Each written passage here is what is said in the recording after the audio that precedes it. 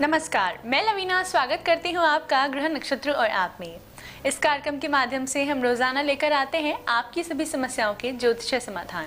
आपको बताते हैं आपका दैनिक राशिफल, बताते हैं वो उपाय जिनसे दिन को और भी शुभ बना सकते हैं, साथ ही साथ हर दिन का खास गुरु मंत्र। तो चलिए कार्यक्रम को आगे बढ़ाते हुए स्वागत करते हैं प्रख्यात नक्षत्र गतान्वेषी डॉक्टर शंकर चरण त्रिपाठी जी का। त्रिपाठी जी, आपका स्टूडियो में बहुत बहुत स्वागत है।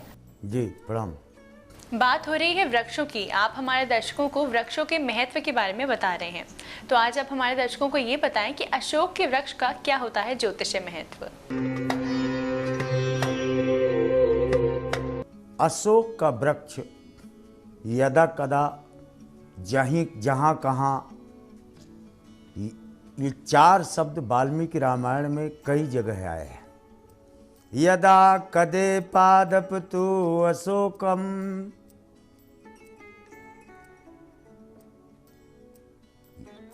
और दूसरे जगह में आया है अशोक विटपम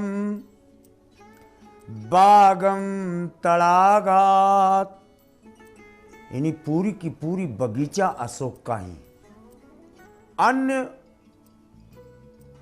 थिरुकुरल में देखो, आध्यात्म रामायण में देखो, योग वशिष्ठ रामायण में देखो, तो सारे वृक्षों का क्रमांक मिला है। पूरा वनस्पति विज्ञान पिरोया हुआ है इनके श्लोकों में।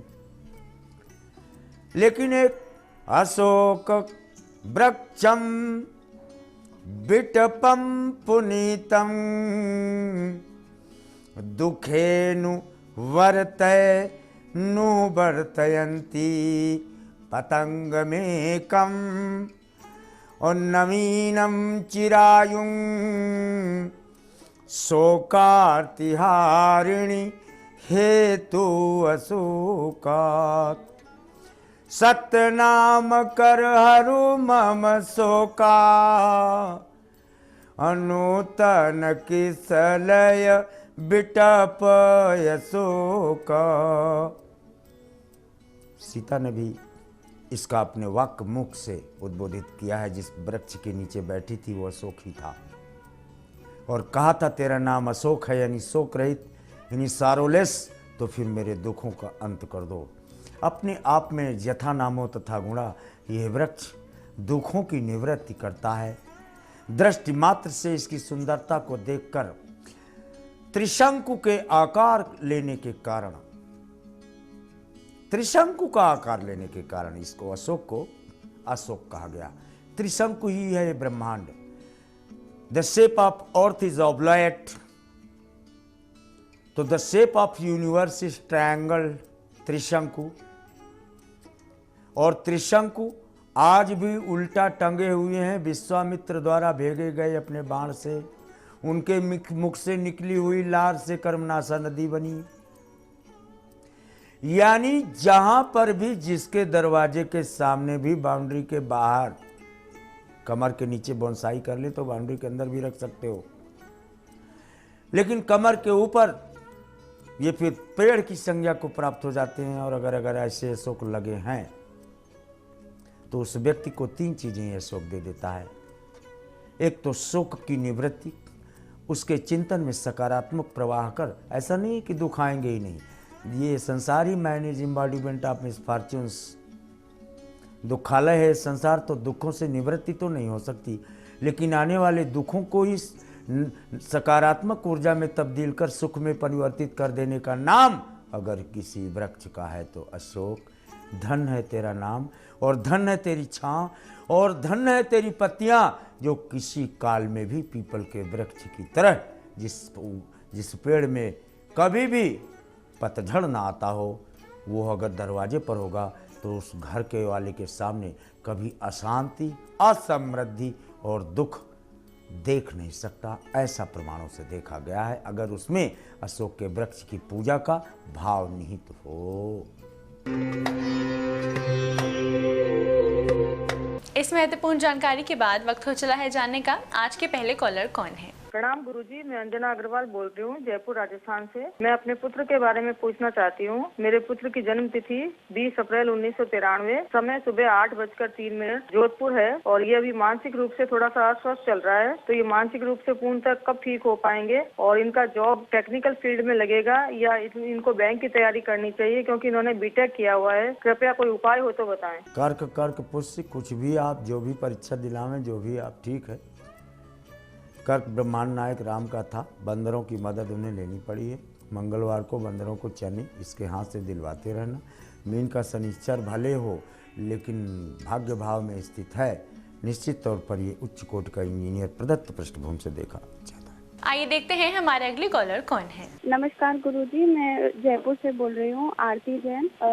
मेरा डेट ऑफ बर्थ 16 मई 1987 है। टाइम 2:30 सुबह के और जन्म स्थान जयपुर है। मुझे अपनी नौकरी के लिए पूछना है कि गवर्नमेंट जॉब लगेगी या फिर मुझे किसी फैशन डिजाइनिंग या इस फील्ड में जाना चाहिए, और शादी के बाद का जीवन कैसा रहेगा ये भी पूछना है। कर्क मीन उत्तरा भाद्रपद, बृहस्पति उच्च श्रव, Brihaspati teaching and banking sector में आप अपना पुरुषार्थ के अनुपात में गवर्नमेंट जॉब में अपना स्थान हासिल करने में सफलता प्राप्त कर लेती हैं। क्या समस्या है हमारे अगले कॉलर की, आइए जानते हैं। गुरु जी प्रणाम, मैं बिंदु जायसवाल बोकारो झारखंड से बोल रही हूँ। मैं अपने पुत्र शिशु कुमार जायसवाल के बारे में पूछना चाहती हूँ कि वो ग्रेजुएशन कर लिया है और उसकी सरकारी नौकरी कब तक लगेगी और उसका भविष्य कैसा होगा। चिकित्सकों की मदद लीजिए। कल्चरल लाइक करते हैं, मेडिकल टर्म में इसको कहते हैं deviation from positive energy, hyper activity, कभी बहुत ज़्यादा कभी बिल्कुल कम, कभी बहुत ज़्यादा सोना कभी बिल्कुल न सोना, कभी बहुत बोलना कभी बिल्कुल चुप हो जाना, कभी बहुत काम करना कभी बिल्कुल न करना, सब्जी काटना छिलके वहीं फेंक देना, चाकू वहीं फेंक देना, नहाने जाना, बाथरूम में कपड़े फेंक देना। ये छोटी छोटी चीज़ें शुरू में तो दिखती हैं लेकिन ये अप्रासंगिक टूटे फूटे विचार लीक होकर दाहिने ब्रेन से बाएं ब्रेन की तरफ जाने लगते हैं और फिर कालांतर में सिजोफ्रेनिया जैसी स्थितियों का सृजन कर देते हैं। चांदी की थाली में भोजन देना अभी से प्रारंभ कर दो। दर्शकों, इसी के साथ वक्त हो चला है एक छोटे से ब्रेक का। आप बने रहिए हमारे साथ। ब्रेक के बाद आपकी और भी समस्याओं के ज्योतिष समाधान बताएंगे त्रिपाठी जी। आप देखते रहिए ग्रह नक्षत्र और आप।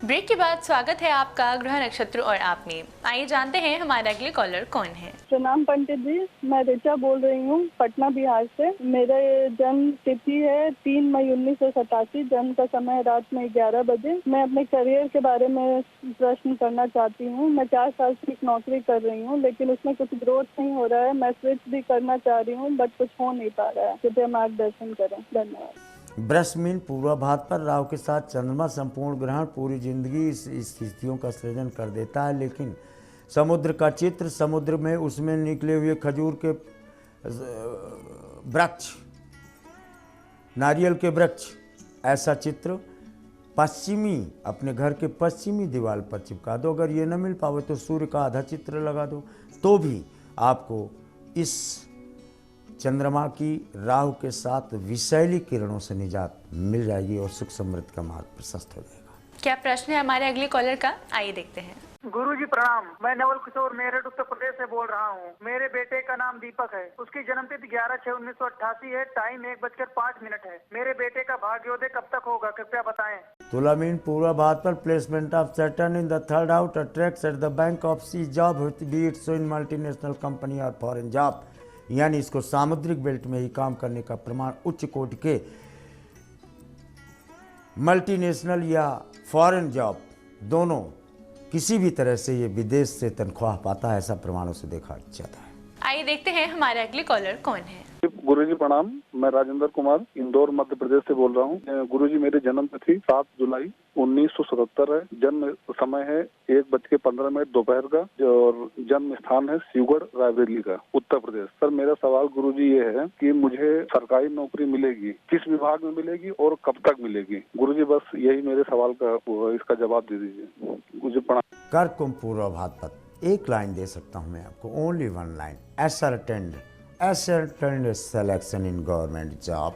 Keep on traveling, please. आइए देखते हैं हमारे अगले कॉलर कौन है। प्रणाम गुरुजी, मैं राधे ठकुराम रुद्रपुर उत्तराखंड से बोल रहा हूँ। मेरी बेटी की डेट ऑफ बर्थ 20/8/1993 है। समय सुबह का 6 बजे। और मैं आपसे ये पूछना चाहता हूँ कि मेरी बेटी का वेट ज्यादा हो रहा है और उसे करियर में सफलता किस प्रकार मिलेगी, कृपया बताएं। मीन बृहस्पतिका, जब कभी भी सूर्य छठे हो जाए, बुध सप्तम हो जाए तो वजन बढ़ जाता है अचानक। वो वजन पानी का नहीं होता, शरीर में पानी 90% कहा जाता है चिकित्सकों के अनुसार, उसमें हवा भर जाती है। मामा के घर का कोई वस्त्र मंगा ले और ये पहन ले, 42 दिन में बिल्कुल स्लिम हो जाएगी, ऐसा प्रमाणों से देखा जाता है। दर्शकों, इसी के साथ वक्त हो चला है आज के आखिरी कॉलर से जुड़ने का। आइए जानते हैं इनकी क्या समस्या है। गुरुजी नमस्कार, मैं प्रियंका परिवार दिल्ली से बोल रही हूँ। मेरी डेट ऑफ बर्थ है 27 जुलाई 1989, टाइम 7:45 AM। मेरी शादी कब और कहाँ पर होगी और मुझे कैसा लड़का मिलेगा और मेरा आगे का फ्यूचर कैसा रहेगा? धन्यवाद। वृश्चिक कर्क श्लेषा, 29 वर्ष 11 माह 6 दिन 3 घंटा 7 मिनट 7 सेकंड। ये ऑर्बिट है सैटर्न की, यानी 2016 में ही आपको नवंबर तक शादी होने का क्रमांक मिलता है आपके द्वारा पूर्व में स्थापित संबंधों के आधार पर। त्रिपाठी जी, आपकी आज की उपस्थिति के लिए आपका बहुत बहुत धन्यवाद। दर्शकों, इसी के साथ वक्त हो चला है एक और छोटे से ब्रेक का। आप बने रहिए हमारे साथ। ब्रेक के बाद गुरु मंत्र में हम जानेंगे 9वीं और 10वीं तिथि के श्राद्ध का क्या होता है महत्व। 12 राशियों का दैनिक राशिफल जानेंगे, साथ ही साथ जानेंगे वो उपाय जिनसे दिन को और भी शुभ बना सकते हैं। आप देखते रहिए ग्रह नक्षत्र और आप।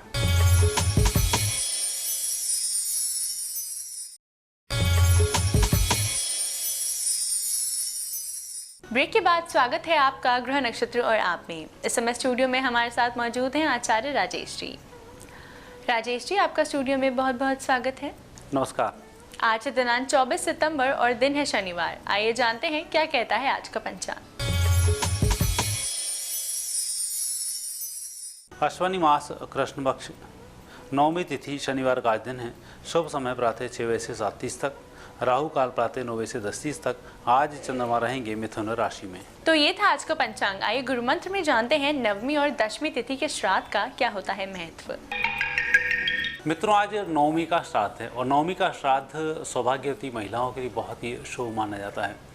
कई बार आपने देखा वैवाहिक जीवन टूटता है, शादी नहीं हो रही है, घर में मांगलिक कार्यों का टोटा पड़ जाता है।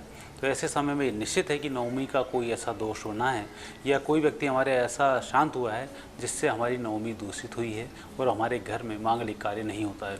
जनरली ऐसे दोष इन घरों में आते हैं जहाँ दहेज प्रताड़नाओं के कारण बहुएं जलाई जाती हैं, बहुओं के द्वारा सुसाइड किया जाता है, प्रेगनेंसी पीरियड में केयर नहीं करने के कारण संतान प्राप्त करने के बाद तो महिलाएं शांत होती हैं। तो ऐसे लोगों के लिए 9वीं का दोष बनता है और उनकी आने वाली पीढ़ी वैवाहिक जीवन के लिए तरस जाती है।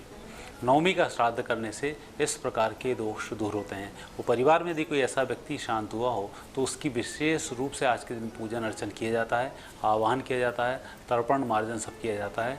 तब इस दोष से मुक्ति मिलती है और घर में सुख और सौभाग्य की प्राप्ति होती है।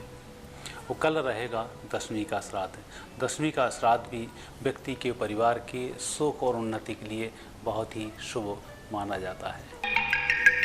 12 राशियों का दैनिक राशिफल जानेंगे, साथ ही साथ जानेंगे वो उपाय जिनसे दिन को और भी शुभ बना सकते हैं। मेष राशि वाले व्यक्तियों का बहुत अच्छा दिन है। समय आपका शुभ रहेगा, परिस्थिति बेहतर है।